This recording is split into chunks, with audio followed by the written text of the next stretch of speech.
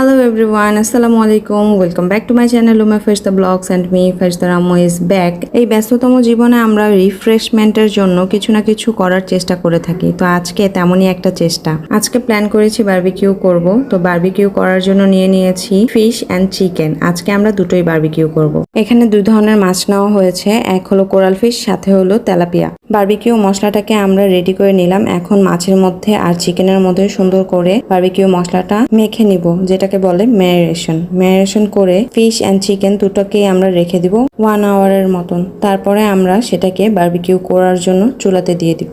Barbecue করার জন্য সকল কাজ আমার ভাই এবং তার বন্ধুরা করেছে। আমরা শুধু রিল্যাক্স করেছি।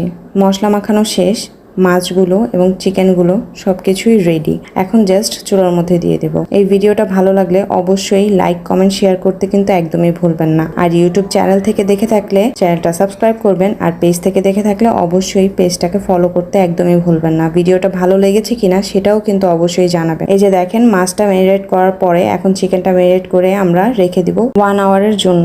আসলে এই যান্ত্রিক জীবনে যদি একটু এরকম ফাঁক ফোকর না বের করি নিজের জন্য, তাহলে জীবনটা একদমই একঘেয়েমিতে চলে আসে, আর তখন কিন্তু মানুষ মানসিক অসুস্থতায় পড়ে যায়। তাই আমাদের প্রত্যেকটা মানুষেরই প্রয়োজন নিজের জন্য একটু সময় বের করা, নিজেকে ভালো রাখার জন্য চেষ্টা করা। হোক না সেটা পরিবারের সাথে ছোটখাটো কোনো আয়োজন করা, কিংবা ঢাকার বাহিরে যেয়ে পরিবারের সাথে একটু বেরিয়ে আসা। এর ফাঁকে দিয়েই আমরা ফিশটাকে দিয়ে দিয়েছি চুলার উপরে, সাথে দিয়েছি চিকেন। কিছুক্ষণের মধ্যে আমাদের খাবার রেডি হয়ে যাবে। ফিশটা হয়ে যাওয়ার পরে ফিশের ওই জালিতেই আমরা চিকেনটাকেও দিয়ে দিয়েছি তাড়াতাড়ি হওয়ার জন্য। খাবারটা কিন্তু বেশ মজা ছিল। তো আজকের জন্য এতটুকুই।